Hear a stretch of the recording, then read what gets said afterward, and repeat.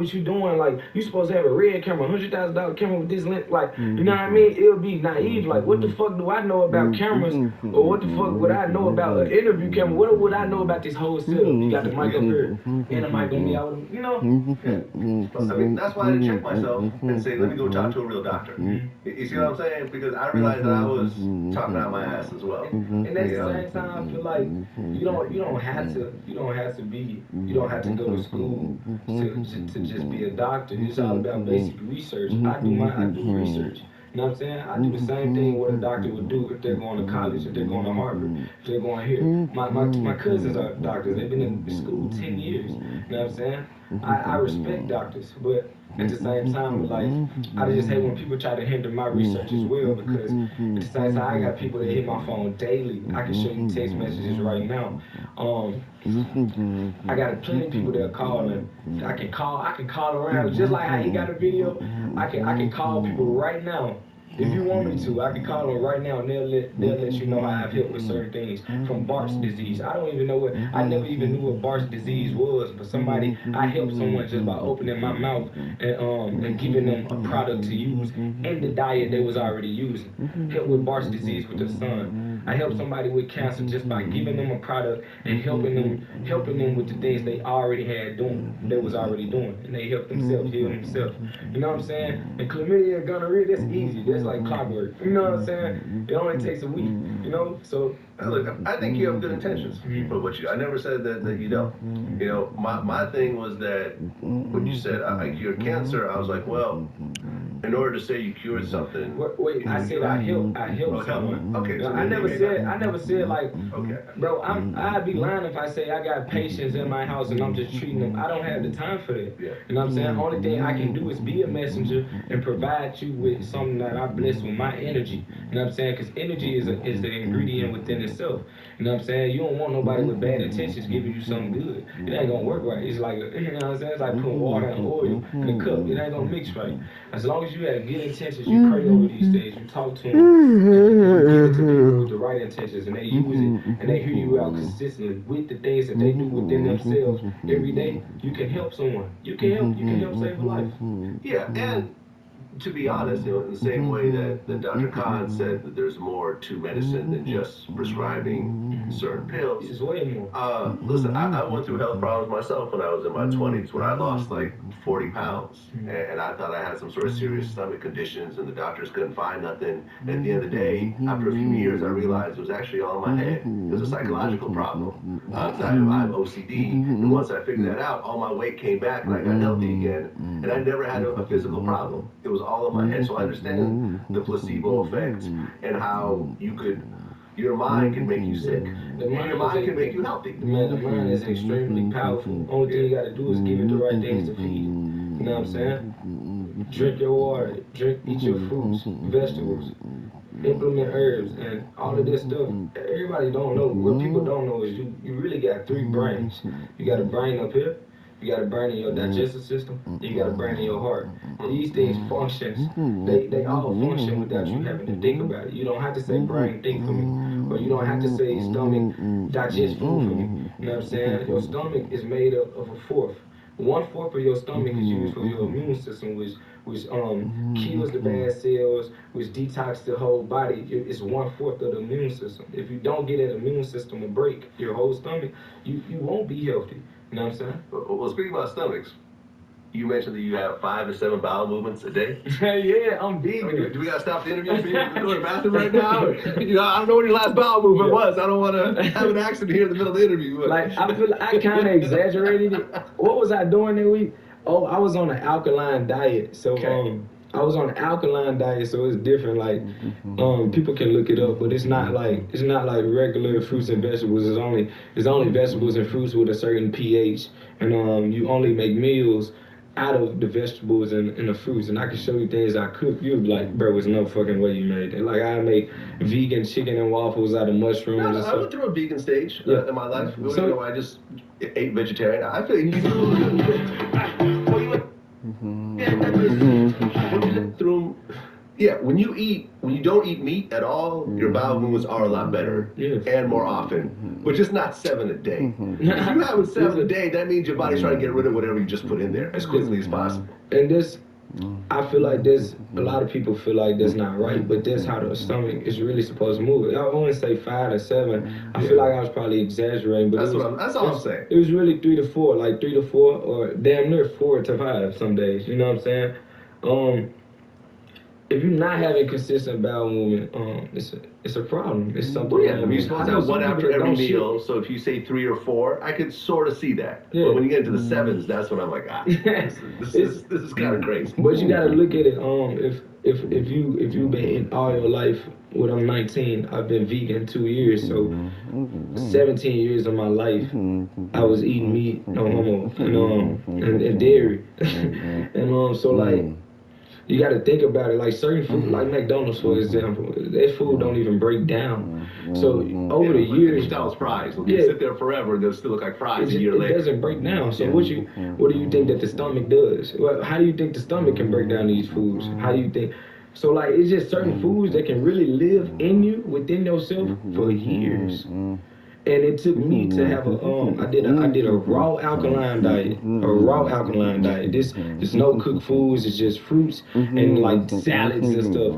And bro, I shit it so much, bro. It was just like, and I wasn't eating nothing, so I'm like, bro, it can't be what I just ate. I was like, this got to be something from way back when. You know what I mean? Like, it was detoxing, because I switched. I went vegan, but I never detoxed my body with the switch. You know what I mean? I just went vegan, so it was still things that within me.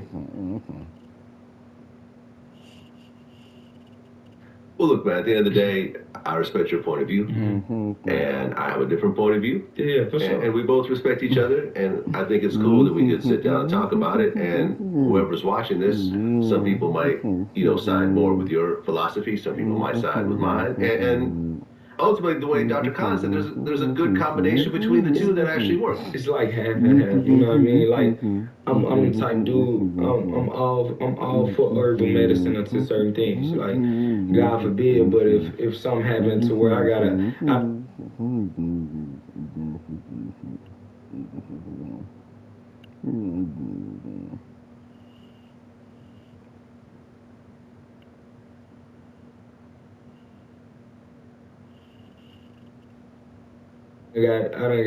I don't even like to say things like that, but God forbid, if I've been hurt, I've been injured by something that could have killed me, I'm not about to say, let me drink a herb so this wound will go away. I'm going to take my ass to the doctor and get this shit out of me, have this surgery to remove these things that's living within me. You know what I'm saying? I don't like to say shit, but, you know what I'm saying, but a bullet. You know what I mean? You know what I'm saying? So things of that nature, or my fucking, you know what I mean, my legs, it's just certain things you go to the doctor for. There you have it, right? There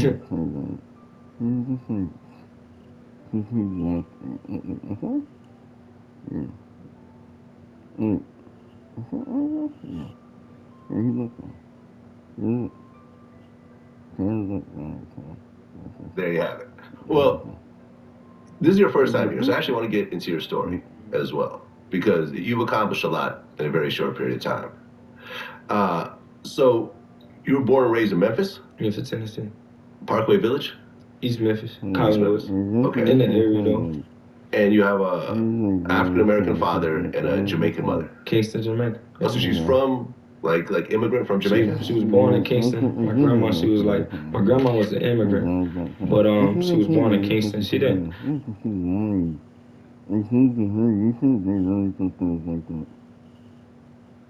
She didn't live, but she spent a lot of years out there to the point to where she could put the accent on you and everything. But yeah.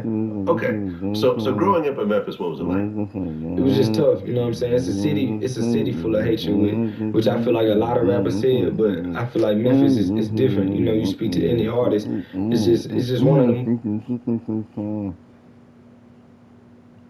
it's one of the most gruesome, unloving cities to be a part of, but I love it so much because I see the potential in it. I just feel like nobody is not. If you would come there, you would be like, you would understand why people don't love. You know what I'm saying? You'll understand why people don't trust. Or you'll understand why people are so negatively fueled. And you know what I'm saying? It's just a simple fact that there ain't shit out there to do. But you know what I mean? There's nothing out there to do but to be in those type ways. Yeah, I mean, I remember DJ Paul in one of our interviews said that Memphis has a dark energy. It's extremely dark. So you agree? It's extremely dark, but I don't want to just shame Memphis because at the same time it has its beauties. You know what I mean?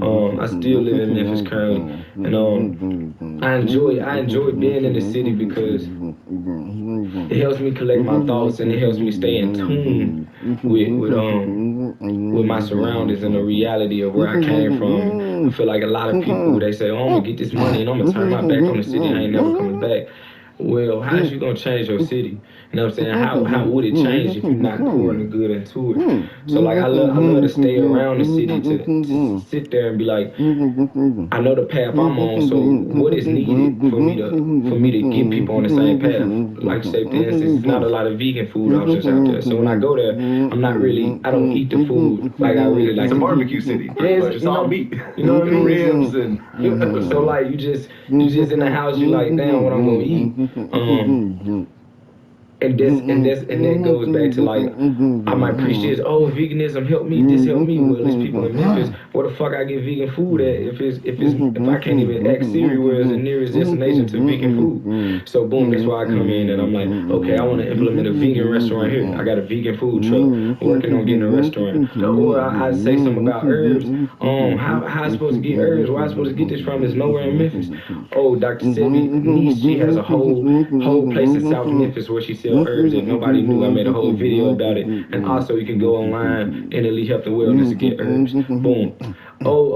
It's not enough fun here. So like I'm thinking of little things and I'm looking at the kids. The kids, man, we start toting guns in Memphis at around like 10. I had my first gun at like 13, 12. So like what are ways I can help the kids to benefit them? I started like a reading challenge in a lot of the schools to where I challenge kids to read like 200,000 words. And a lot of kids in the heart of the hood, them kids going to school, they going to school reading the books, they walk into the bathroom reading their books. Some kids exceeding the 200K goal, getting 1 million words, like things like that. I like to pour those type of good things into the city. I love it, man. Okay. Well, you mentioned that, at 13 you started carrying a gun. And I remember one of your interviews you said that you actually were in a juvenile detention center at some point. How old were you? I was 15, 16. Okay. What did you get busted for? It was like a gun possession on school campus. I used to be young and dumb, man. I used to take like threats. I wasn't even going to the school. It wasn't the school I was going to, but I used to take threats. I didn't used to take them lightly. So I used to always feel like I always felt like I had a point to prove always, because I've been light-skinned my whole life. So like I always wanted the motherfucker to feel me, like, you know what I'm saying? Ain't nothing to hold about me. I might laugh, I might joke, play a smile here and there, but I can get serious on time. And ended up pulling up at the school, and the police seen me hop out the car with my gun. Right there, he flapped me off real. I'm kind of glad he did, because, you know what I'm saying, you never know what could have happened, what could have played, what could have went down. He saw me, I tossed that bitch right back in the car, and I act like, hey, I'm like, what you talking about? He like, I just seen you. And I remember I had some fresh new Air Force Ones, and the only reason why I ain't run from them, because I had some Air Force Ones, and I didn't want to crease my shoes. It was the dumbest shit I've ever done. Because I could have ran, I could have got away. But I said, man, I ain't want to crease my forces, I'm trying to talk my way out of it. That's crazy.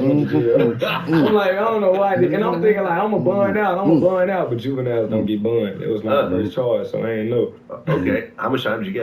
I was in there for about a few weeks, and then I made a call to Arthur Horn. He was like one of the best lawyers in Memphis, and they kept pushing, they kept sending me out. They was trying to make like an example out of me, because when you're in Memphis, you got in juvenile, when you get processed in, you got like a DAT score. They call it the DAT score. So if it goes over a 21, you gotta stay and you can't go home. So you don't get a bond, you get like a level of what your charge is. And it was my first charge, and I only had one of them, and it was just a gun charge on school campus. It was a felony charge, but I supposed to went home, but they was making an example out of me. They kept me in there, got in front of the jury. She said, you a rapper, you rap about this, you rap about these guns and all this. You a threat to the community.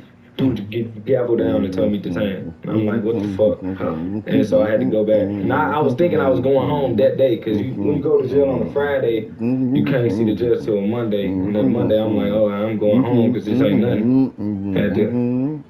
Had to stay longer. Okay, so you're already rapping by that point. I was rapping. Okay, you're already putting out material? I had songs like No Chorus Part, was it 3, which Shadow found out.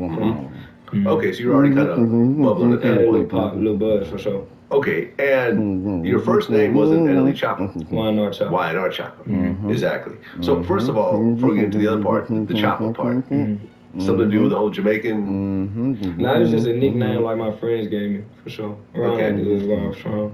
Is the Top Shotter part, is that from the Jamaican? Top Shotter for sure from Jamaica. You know what I mean? Yeah, I actually interviewed Kamani Marley. Oh, for real? Starred in Shots. That's crazy. Yeah, for sure. Great movie, by the way. Whoever hasn't seen it, you need to watch that. Okay, so the YNR, what does that mean?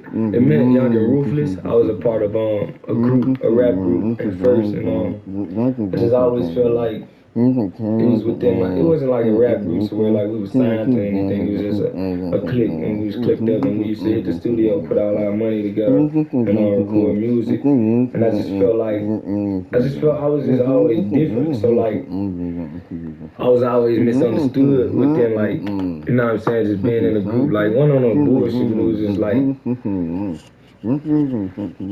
motherfuckers knew my potential. They knew I was a star. They knew they could see it in me. And I just felt like it was a certain time period where I had to just be my own man and do my own things by myself. It wasn't nothing that sparked it or triggered it, but it was just out the simple fact of I just felt as if like I'd just be better on my own, and I always felt like a lot of jealousy between certain things. So like I just took that route on my own, and I made my own brand, my own label at like 15. Got the LLC for it, No Love NT, NLE. And I did it after that because I had like a little heartbreak. And I was going through I used to go through heartbreaks with females and my niggas. Like, you know what I'm saying? They used to, niggas would cross, niggas would change up, regular stuff like that and that nature. And I said, you know what? Now I'm gonna call myself No Love. And No Love Entertainment. Okay. And you're talking about No Chorus Part 3. That was the song that kind of built a buzz? Yeah. Okay. And then your first mixtape, No Love, The Takeover. That's when you started using the No Love name. Okay. When you put that out, I mean, did it have a big effect, or was it just kind of locally people were fucking with it? Man, locally people was fucking with it. I had one song on there that went extremely viral. It was called No Love Anthem. And it was a song I made about like a girl that did me wrong or whatnot. And I was 15. he know the whole come up. I was 15 and it was an audio. I wish I shot a video. It did like 100K in a month. I'm 15 years old. I'm like, damn. You know what I'm saying? You looking at something like that, and it just boggles your mind of like what I can really do. And after that, I took it serious. It's my first song by myself, and it went up. And after that, I circled back with like a little mixtape I was putting together, put a few people on it, and it did extremely well to me at the time for being 15. You putting it through DistroKid, I made a good amount of money within myself just doing that. So I was cool. I ain't even buy the beats. I ain't buy the beats to clear them or nothing. I just threw them up there. Somehow DistroKid let it go through, and I was getting paid. So. Okay. And then the song Shot to Flow. Shot to Flow came together. That was 2019. 2019, this January, I think 17. Okay. Life was changed forever after that. 17 years old at the time? I was 16. 16. Okay. You put this song together.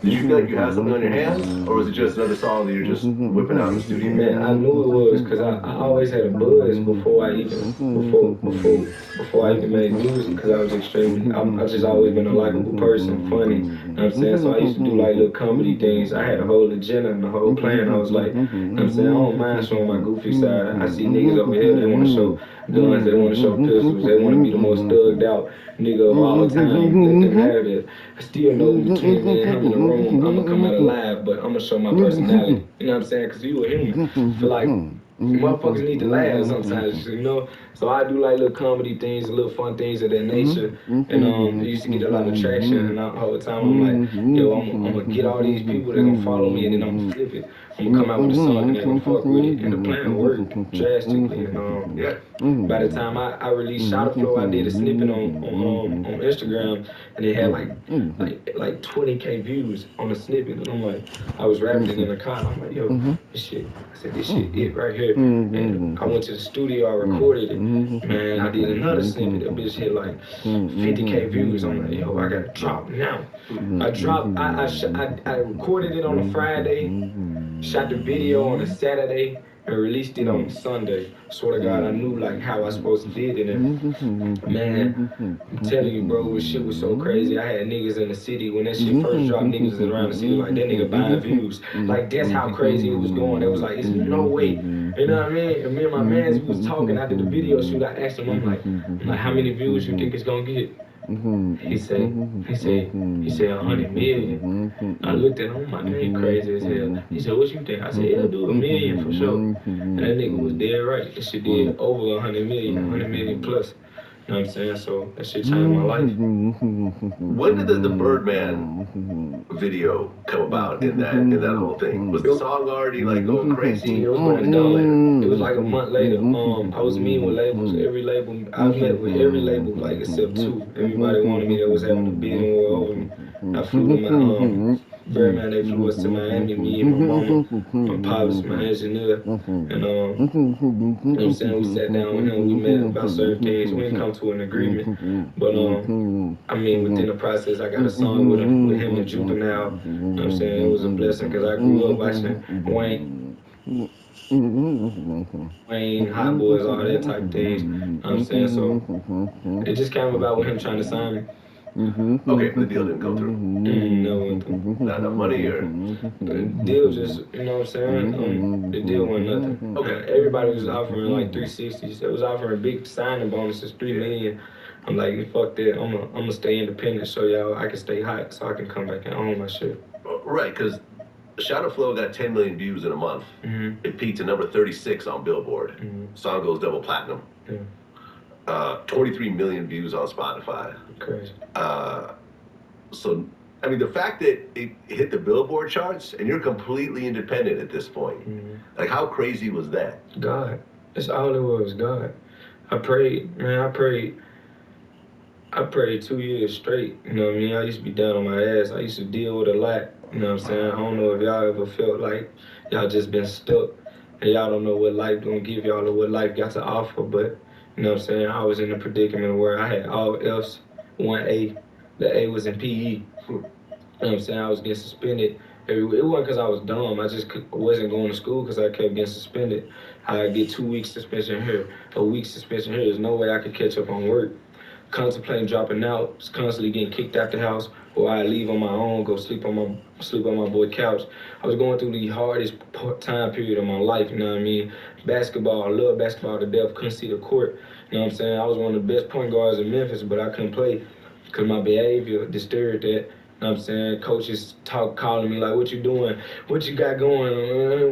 Why you ain't been in practice? I'm on the block with a pistol trying to figure out how I'm going to make some money because I feel like I'm finna drop out. I'm finna tell mama I'm finna drop out. I know I'm going to need somewhere to live, so I might as well go and start stacking my bread whichever way I can. That's how I was looking at things. And man, within that process, I had faith, man, and just kept praying and trusted God, and He blessed me tremendously. And I can't never say it's me. You know what I'm saying? The position I was in, people don't make it from that just out the simple fact of being depressed. You know what I'm saying? People don't overcome things like that. I say I give all glory to God how that shit happened, because shit exploded. I'm still big now. I'm still going. Not a one-hit wonder, still going.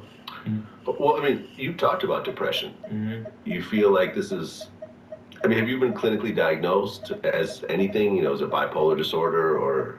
Man, you don't have to go to the doctor to know what's wrong with your body. You know what I'm saying? A lot of the times you know if your dick burning, you got something. You know what I'm saying? If your eyes blurry, you can't see. You know what I'm saying?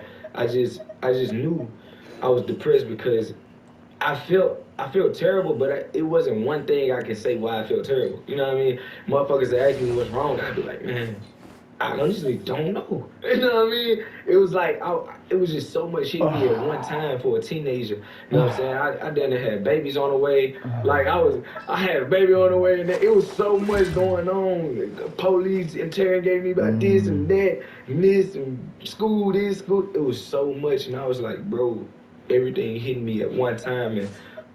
And one thing I learned about the world and life is you hit your lows before you hit your highs. So with life, I just been learning. Every time I feel that way or I feel in that state of mind, I know God's gonna send the biggest blessing towards me, because that's what He did the first time, and He's done it time and time again. So I was dealing with it tough, man, and didn't know how to deal with it. And, now I know, you know what I'm saying? Now I know it's just life, you know.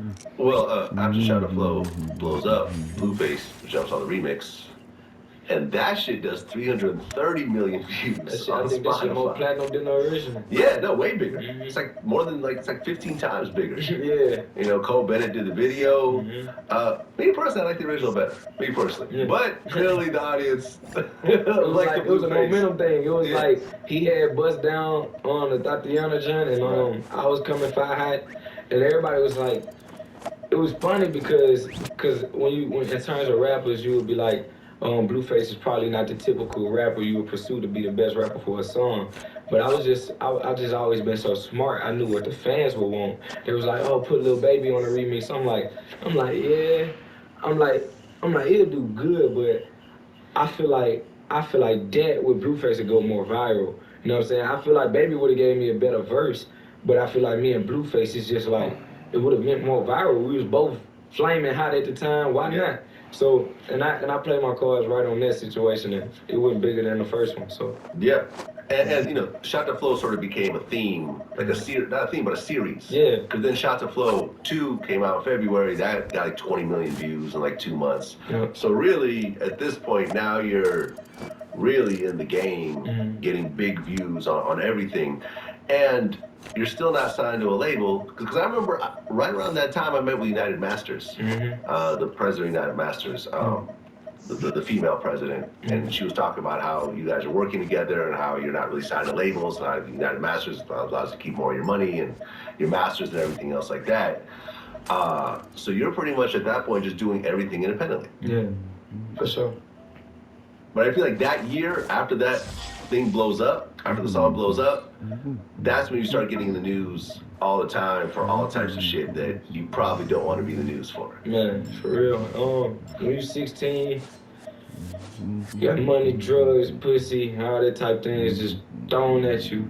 It's like you kind of lose focus, and that was like the only. I feel like when I was 17, my whole year when I was 17, and when I was 16 and 17, it's like I lost the original plan with what I made the oath with to my creator. It's like I disturbed from it. Like I got all the way from it.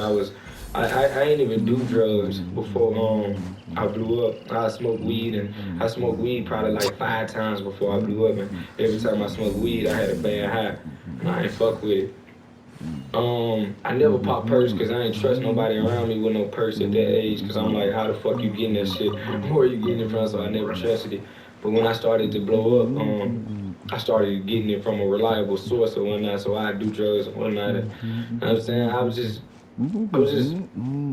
just wasn't thinking right no more. You know what I'm saying? I wasn't as pure as my first intentions was set. You know what I'm saying? A lot of things disturbed me from it, which as you should. You know, you're 16. You know, you're young. You got the biggest song in the world. Everybody doing. You know what I'm saying? It's gonna be that way, and it's up for you to learn and just improve on it. Well, yeah, because I started going through the history, and it's just like all of these things are happening right after another. So, for example, on March 30th, 2019, you got into a fight at a show in North Carolina. Whooped the nigga ass.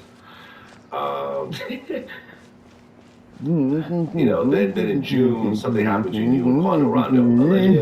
Yeah, he claimed he hit you in the face of the bottle. Nah, he hit me. No. He hit me. Okay, he hit somebody. He hit somebody who was with me. But he threw it for like 10 yards away. Okay. And then I believe the day after, there was a report that you broke your hand punching a wall. Yeah, I had a fight and then I took it out on the wall after the fight. The next month, you and your girlfriend, well, your girlfriend at the time gets your face tattooed on her. And then you got her name tattooed on the back of your neck. Yeah, was it? Yeah, I got a cover now. Yeah. Okay. My baby mother crying. Shout out to her. She a real one. We on great terms. Okay. In retrospect, do you think that getting tattoos of each other's names and faces at 16 was the best move? Or was it just we're young and, we're just emotional? Just young and doing it. It's not something where I regret.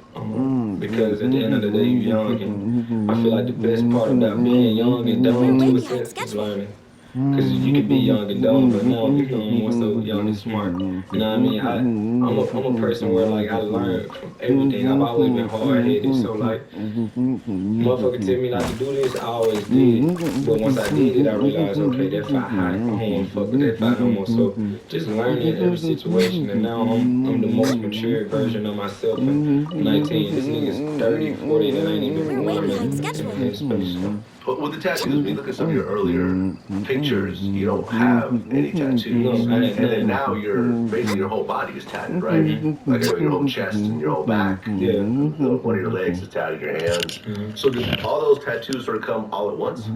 It came like, you can pretty much say it came all at once because it came so quick.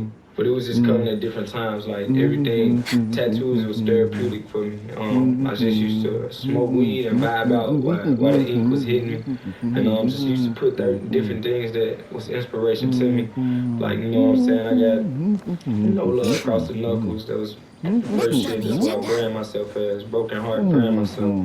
Cottonwood, where I'm from, 444. This the numbers I was seeing 2 weeks straight before I actually blew up with Shadow Flow. So like a lot of tattoos I was getting was just like, when you look at them, it's like a book. I can explain every one and let you know what it means to me. You know what I'm saying? So it was therapeutic.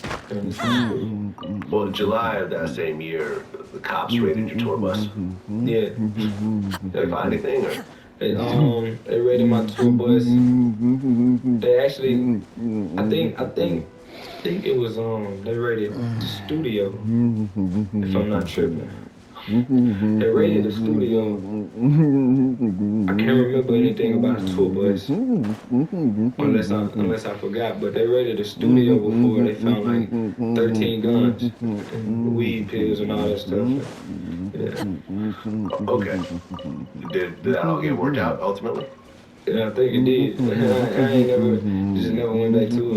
I'm not in mind, but I never went to court or nobody. We was in Mississippi, so they laws way different. Like guns is like different, and there was too many people to say who guns was who.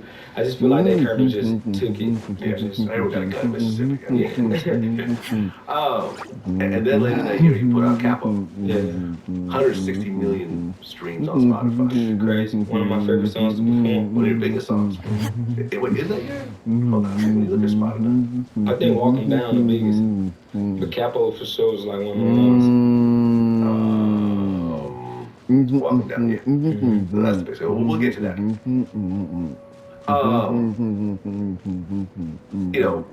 That year you also put out Bird Boy, put out Life is Hot, ATL Jacob, which I guess is a tribute to Lil Wayne. Yeah. Yep. And you also put out Young that music video got like 19 million views on Spotify. It's on YouTube, 30 million on Spotify. Was there any relationship between you and Young Boy before then? In a sense, you know what I mean? It's nothing major to the point where I never met him in person or whatnot. I had talked like via phone or via text. Montana, me and Montana, we used to always be real cool. He was always like a big brother to me when I was first coming into the game. What's crazy is they DM'd me and wanted to sign me. And I ain't see the DM until I was signed. I feel like it was low-key a blessing in disguise or whatnot. But so you were they wanted you to sign Never Broke Again? Yeah, Montana did. I don't know about all the other artists or whatnot, but Montana, he hit me. And I feel like in that, I would have took it, but I had the right team with me too. So like we would have reviewed the contract or whatnot. If it wasn't what it was, I wouldn't have signed it. But I for sure would have, you know what I'm saying, met up with him and tried to see what was up with it. Because at the same time, like when I was coming up, Young Boy Music, it was a big influence on like, you know what I'm saying, my everyday life. You know what I mean? So like even though views or whatnot, or they'll say, oh, you don't fuck with that person, you don't fuck with that. Honestly, I don't. As a person, I don't. But I'm not gonna disturb the fact of a person having good music or whatnot, or how I used to receive the music. Do I listen to it now? Hell no. But you know what I'm saying, at the same time, like it was once a part of me. You know what I'm saying? It once helped me do certain things. So you know what I'm saying, you gotta give credit where credit is due.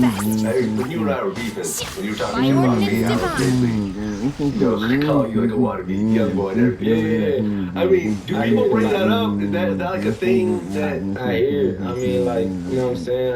I hear it with my hair now, like, you know what I'm saying? I've always been growing my dread, with my locks or whatnot, and motherfuckers just getting locks, and now I'm trying to do their hairstyle. Like, I had the locks first, or I'm doing it, you know, it just be, it's kind of, it's annoying, but, you know what I'm saying? It's like, they're gonna do what they do. I'm not mad at it. I mean, this is what they do at this point. I done got used to it.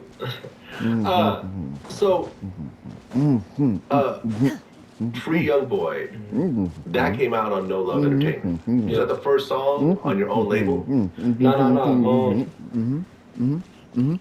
Caroline was the first one. It was like with Warner and a partnership with it always was like my label. It was everything I did was like a partnership, but it was just me between the two. So it'd be United Masters, X, No Love NT, Warner Records, X, No Love. Okay.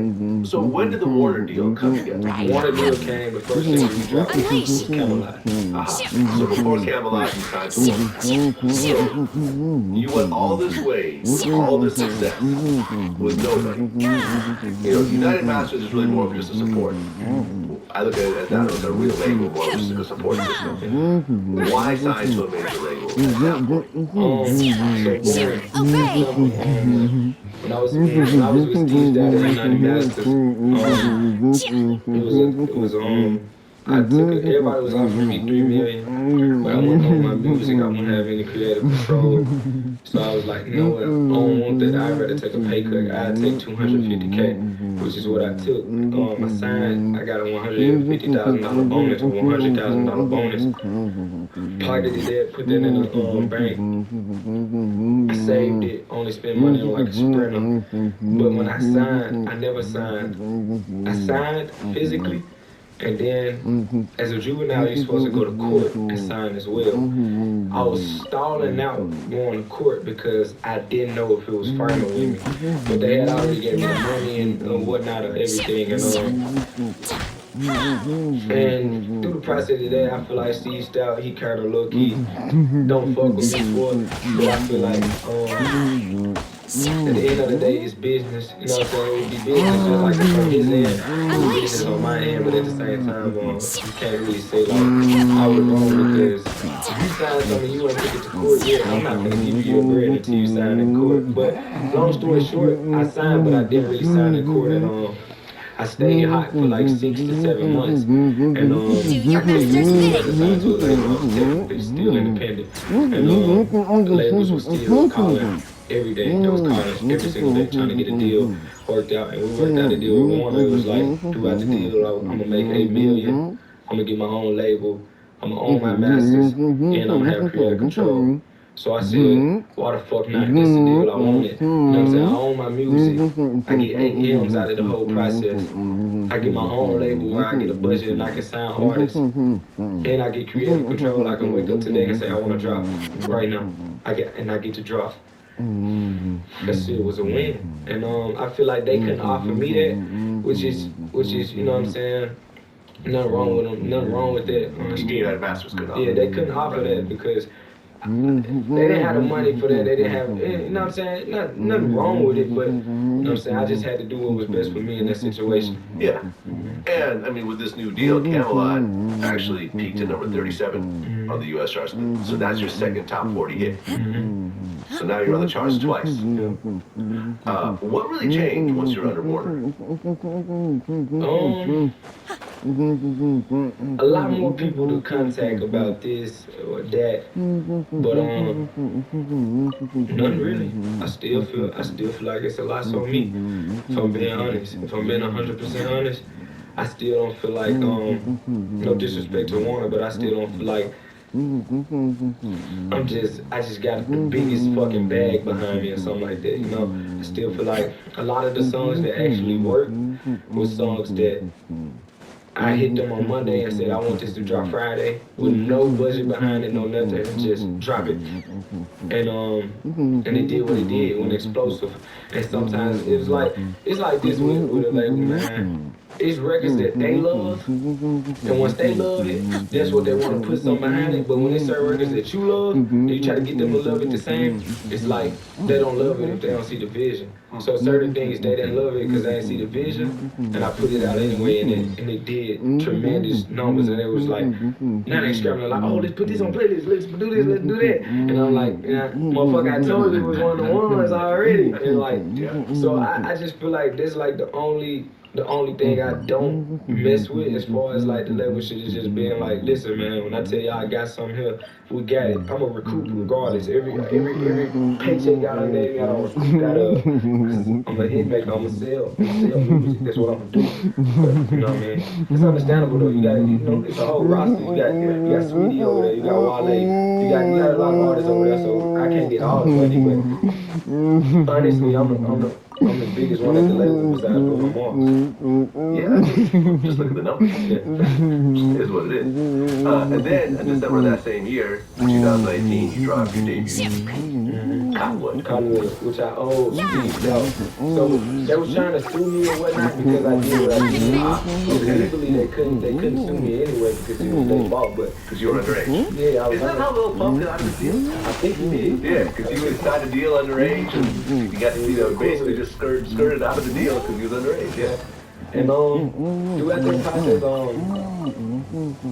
I didn't have to get him. It's like overtime today. Because I wasn't fine, but I said, you know what, I feel like that's the right thing to do. Let's just give him a tape. And currently that tape is gold, and put some songs on there.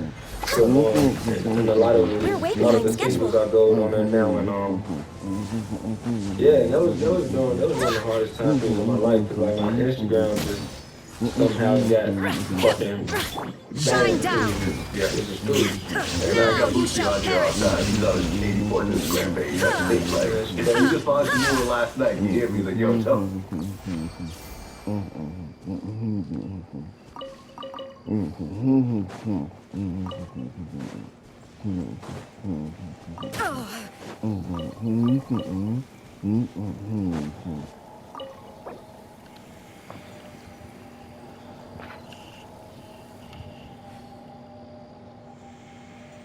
Meek Mill actually showed up on Cottonwood. Yeah.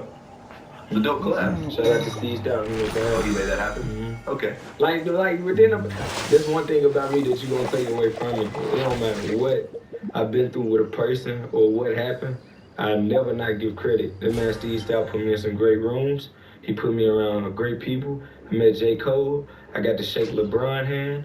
I saw KD.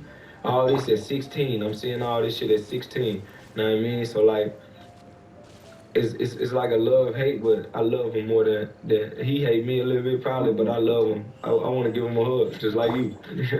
Well, then 2020 rolls around, and you're getting ready to put out your debut album, Top Shot. Top Shot. And before that happens, though, you start releasing some singles. Walk 'Em Down with Roddy Ricch, which is actually my favorite song by you. That's the song that I think I listen to the most. That's my favorite one, too. There you go. Minds think alike. 390 million views on Spotify. It's crazy. I'm not counting the Apple streaming numbers. I'm not even looking at YouTube right now. I'm looking at almost 500 million views on just Spotify. And I feel like what a lot of people don't understand, there was in 2 years in. I'm only 3 years in. And I think what's dope about that record is that usually when you get Roddy Ricch, you got, you know, people try to get him to do the hook. But you actually did that hook yourself. Yeah. And you just had Roddy just do a verse. It was crazy. I invited him to the studio. This was like 2-3 months before he released the box. For that whole antisocial album. And so like it was like at the time period we was both like at least on the same level.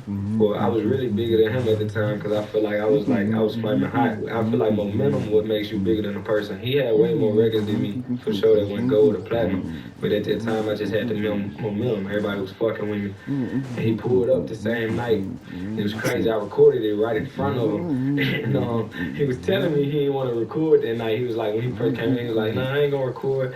I like to feel niggas out and vibe with them and see if they a real nigga before I record with them. I was like, you know what, that's good. I'm the same way. I'm like, shit, I ain't knocking you about that. I mean, I ain't tripping. I said, shit, we just sit here and talk about whatever, you know what I mean? This shit a blessing to have you in the presence anyway. So I recorded the song, and I remember I get to the second hook, and when I finished the hook, walking down, I'm like, damn. I'm like, I don't even want to do a second verse because I feel like I'm gonna fuck it up. I feel like this song too good, I don't want to fuck it up. But I said, shit, why not? I'm gonna go and ask him one more time. I looked at him, I said, bro, I said, I ain't gonna lie to you. I said, I don't want to fuck this song, girl, but I do feel like I could use your verse on this bitch, and that nigga said, he looked at me, he said, you know what? I'm gonna go and fuck with him, see what I can do. And I watched this nigga record, and I was like, yo, I'm listening to him record. I've never seen a nigga record like how he recorded. I'm like, yo, this shit crazy. And he finished it, and the shit was a fucking hit. And that's what's the song. I sent it to the label group chat. And I feel like that's the song they love the most out of anything. Them motherfuckers put a buku bag behind it.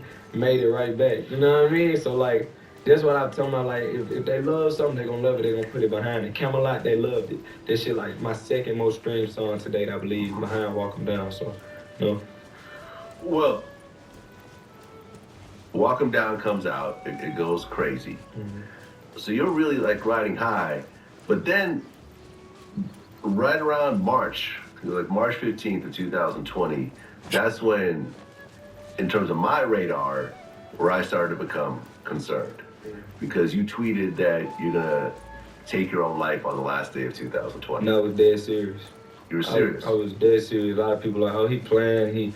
I was dead serious. How could you be going through that much success and happiness and being able to help your family and, you know, all these fans and really doing what you love, being good at it and getting the recognition and the rewards of it, and saying, okay, in 8.5 months, I'm gonna kill myself?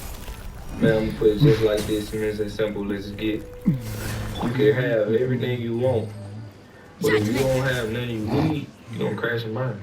Wow. And I had everything I wanted. I can call a bitch, she'll suck everybody dick in here right now. I can call a bitch right now, she'll suck everybody dick in here right now. I can bring some money in here, I can break bread, I can give each one of y'all $100K right now. I wouldn't be fucked up back.